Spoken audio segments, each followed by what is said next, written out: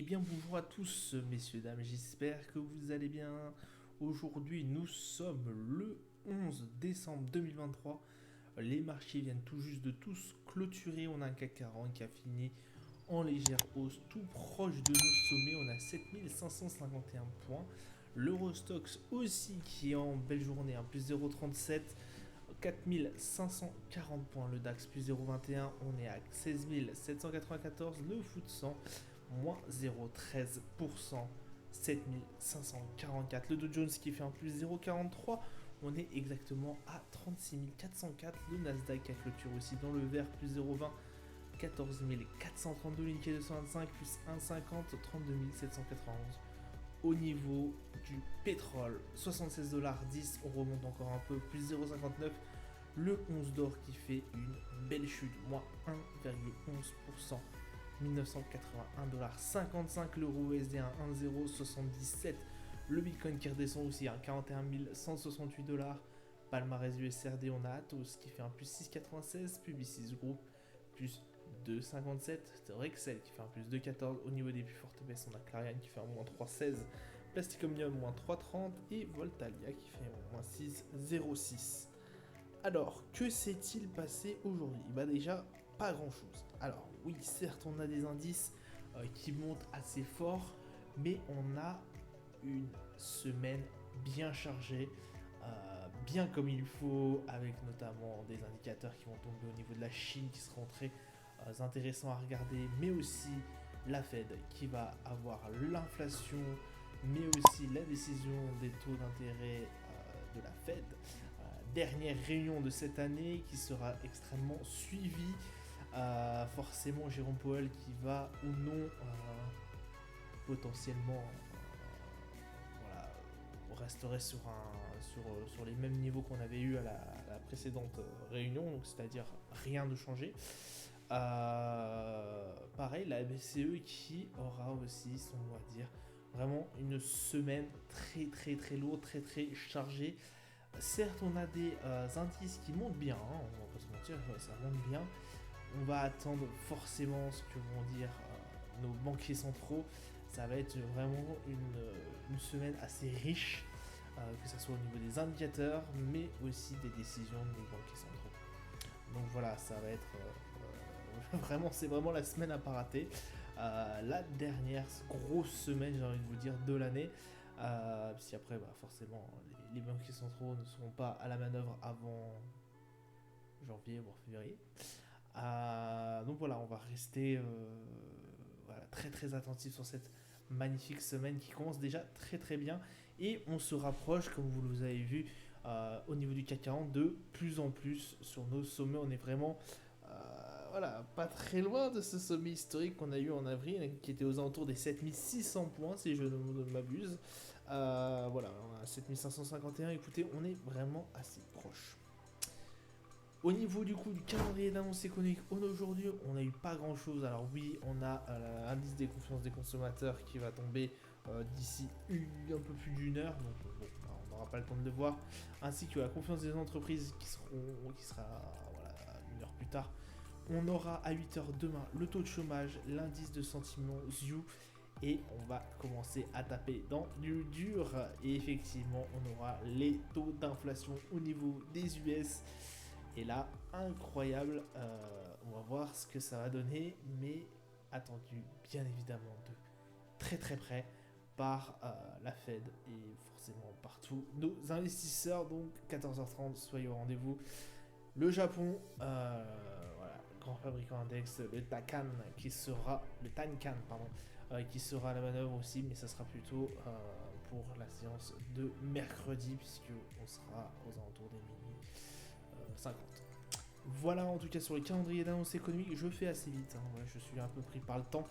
On va aller directement sur nos marchés. On a un CAC 40 qui a encore progressé 7558 points exactement. Un RSI qui est absolument astronomique. On est à 80 au niveau du RSI là. On est sur un MACD qui a vraiment une belle grosse tendance haussière.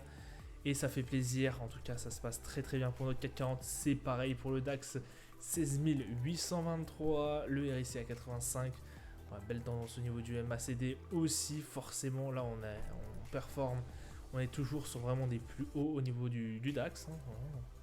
Donc des sommets historiques qui se font de tous les jours donc sur le DAX, bon, bah, ça se passe super bien. Le Brent qui reprend un peu de poil de la bête, je vous avais dit que ça pouvait commencer à coincer au niveau des 75$.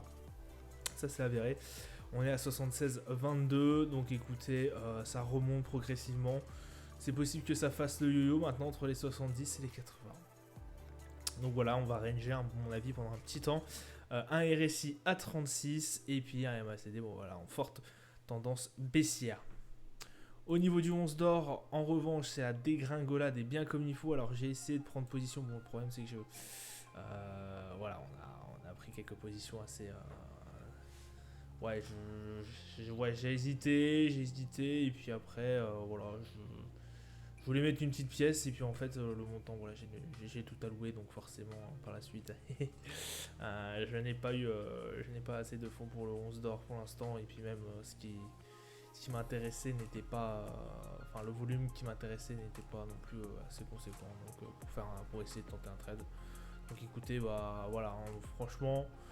Là, je pense que c'est descend, ça commence à descendre. Alors oui, il y en a certains qui étaient là en disant, voilà, ça c'est un signal baissier, etc., etc. On n'est jamais trop sûr. Écoutez, pour l'instant, le niveau des 2000 a été cassé. Le RSI est à 45, donc on est, mine de rien, on est quand même assez proche de la moyenne mobile, enfin de la moyenne, pardon. La moyenne du RSI. Ouais, soyez quand même un peu. Ouais, soyez quand même alerte. Mais là, je partirais vraiment sur une tendance baissière. Et là, il y a peut-être moyen de faire quand même un assez beau trade. Voilà pour le 11 d'or, le S&P, lui, qui est... bon, lui, je vais peut-être le clôturer parce que là, pour 3 pips de différence, on va peut-être arrêter. Donc là, ouais, le S&P qui il se met... voilà, ça se passe très très bien, 71 au niveau du RSI. Et le MACD, pardon, qui est en belle tendance haussière. Le Nasdaq, bah écoutez, c'est pareil, ça se passe très très bien. Il y a encore un peu de chemin pour le Nasdaq pour prendre notre TP. Grosso modo, si demain l'inflation se passe assez bien, je pense qu'il y a largement moyen qu'on aille chercher les 16 517. En revanche, voilà, c'est un risque qu'on peut prendre quand on est en swing, alors plus ou moins. Hein. Mais effectivement, on peut aller chercher beaucoup plus haut. Mais aussi, on peut retomber très très bas. Et effectivement, on a un RSI qui est à 67. Donc, on est quand même juste en dessous de la zone de surachat. Mais bon, ça reste quand même très très haussier dans l'ensemble. Forcément, le MACD qui nous l'amène. Voilà, on avait touché la moyenne mobile depuis quelques séances. La moyenne mobile 20 au niveau de la bande de Bollinger. Là, ça s'est un peu dégagé. Bon, potentiellement à voir avec la séance de demain forcément si on sera capable de passer le cap et d'aller chercher un TP. Le Dow Jones, bah écoutez, le Dow Jones c'est pareil, hein, on est en belle tendance. On va aller trouver les plus hauts, on espère aller trouver les plus hauts. Voilà, ça se peut que ça se casse la figure, ça se peut que ça revienne très très fort. Voilà, 78 au niveau du RSI, pour l'instant ça se passe très très bien. Et forcément, on va attendre ce qui va donner demain. Donc voilà, toujours dans cette attente. Et on en saura plus forcément si les trades vont passer ou non. C'est un risque que je prends. C'est vrai que je pourrais prendre là mes TP. J'hésite même à les prendre avant parce qu'on est vraiment sûr de rien. Et j'ai un peu l'impression que... Alors, ouais, je verrai vraiment juste avant si je les prends ou pas. Même tôt demain, je vois, parce que vraiment on peut être très très surpris. J'ai l'impression que les marchés sont vraiment dans une optique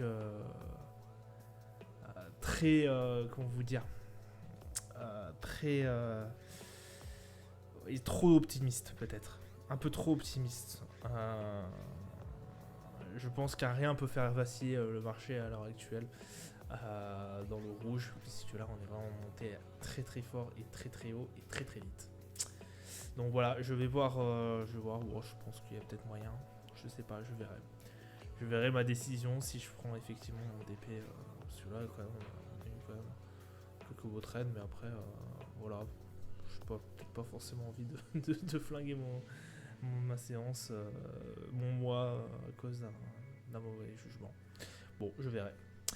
Voilà, ça sera tout en tout cas pour moi. Je suis désolé, j'ai fait assez vite parce qu'effectivement il est assez tard et en plus j'ai quelques petits soucis sur un autre ordi, sur un autre compte. Donc il va falloir que je règle ça très très vite.